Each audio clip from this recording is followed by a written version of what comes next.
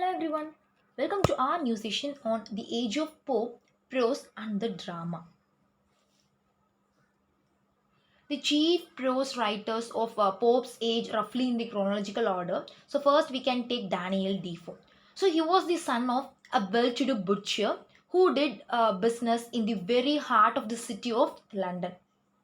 He was trained for the non-conformist ministry and he had abandoned divinity for practical life, and in the course of a long and adventurous career he was a hosier, title factor, foreign tradesman, painter, volunteer trooper, confidant to the king, in, inmate of a Newgate cell, government spy, a fugitive from political prosecution, and a hero in the pillory of a sympathetic hope. So, from this, we can conclude that he is a person with talents in various fields. Okay, then his works. So, Defoe had produced the Memoirs of a Cavalier, Captain Singleton, Moll Flanders, Clonel Jack, and Rex Roxana. Okay, then his fictions were still thrown into biographical form, and no attempt was made towards the organization of the materials into a systematic plot. And so it was his object at all times to give to his inventions the air and semblance of truth. His stories are told as if they were stories of actual life. Okay, so Defoe's great importance in the history of the English novel is admitted universally. So next we will talk about Jonathan Swift. He was the most powerful and original genius of his age. His life was one of the most tragic one in our literary annals. So he was born to English parents in Ireland, and he became confidential secretary to Sir William Temple at Moot Park, Surrey in 1689. And then in 1694, he was presented to the living of Kilroot near Belfast. Then he preferred to the deanery of St. Patrick's, Dublin in 1714. Then he espoused the cause of the Irish people. So he was he's one of the greatest of English prose writers. Okay, as a master of simple, direct, colloquial style, a style as far as possible removed from the ornate and the rhetorical. He has few rivals and no superior. So his special field was satire, and his favorite instrument was irony.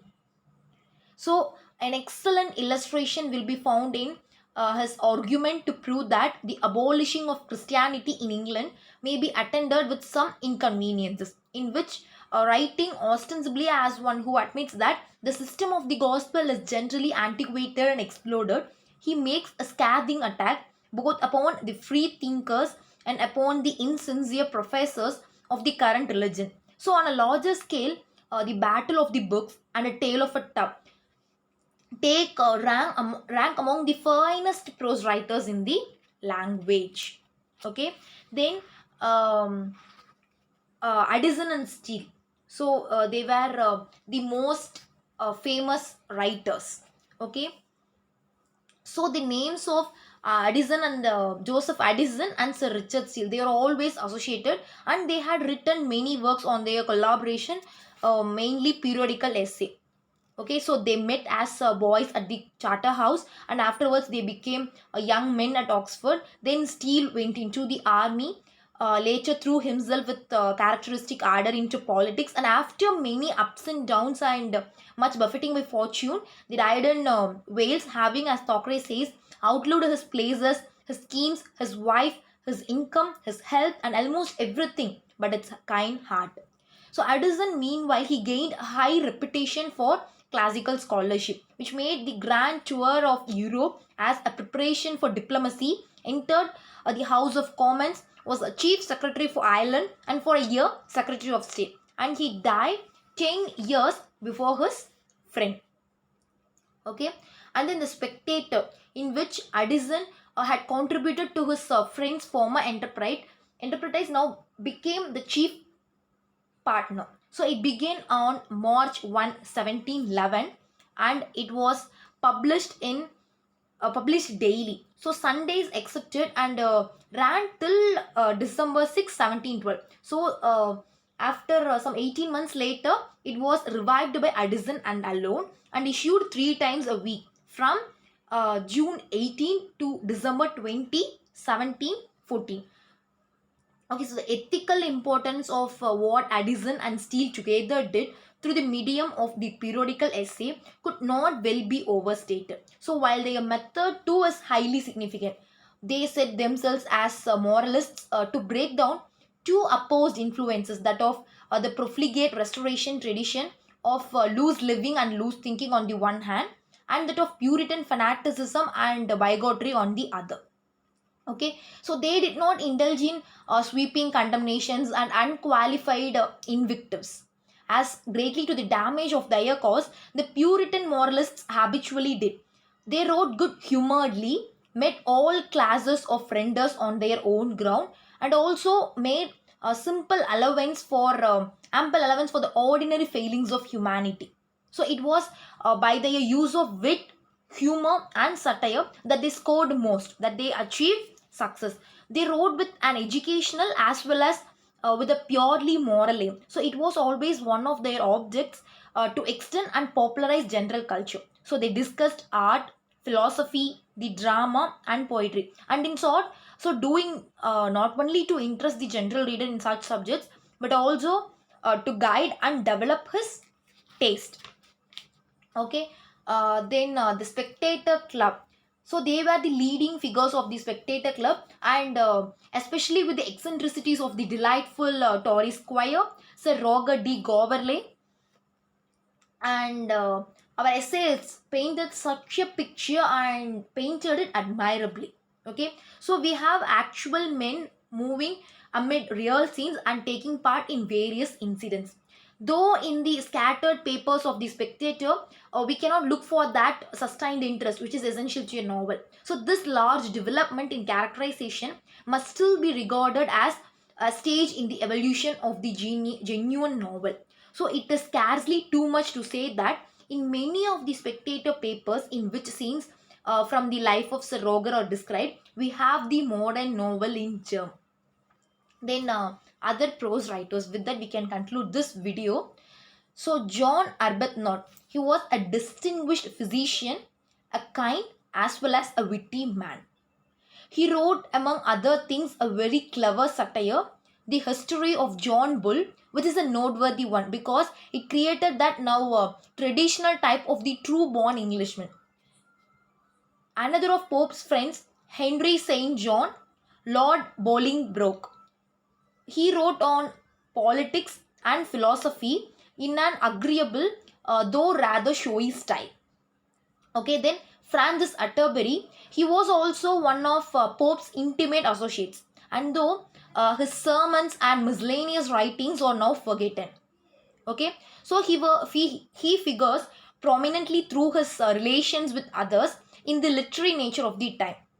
The lively Colly the hero of the second version of Pope's Dunciad, must properly be classed among the playwrights, but may be mentioned here on the strength of his entertaining apology or poetry.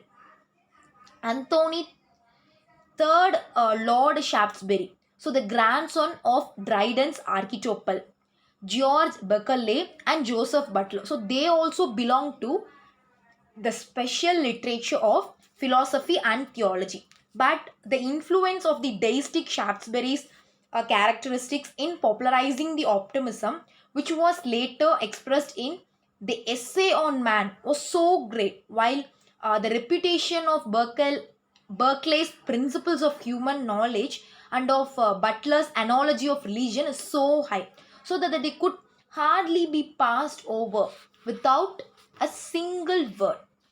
Okay, and then Mrs. Kentlever and particularly Steele, whose four plays are in fact so overweighted with ethical purpose as to be, in spite of their occasional humor, insipid and dull. So forgetting that the first business of comedy is to amuse and not to preach, Steele turned his stage into a sort of a lay pulpit and became the founder of that highly gentle, didactic, and vapid kind of play which is known as sentimental comedy. So, which long kept possession of the boards. Okay, so Lillo was a tradesman and also a more non-conformist, and his didactic stress is also another sign of the power of that middle class spirit, so which we have marked elsewhere in the literature of the period under review.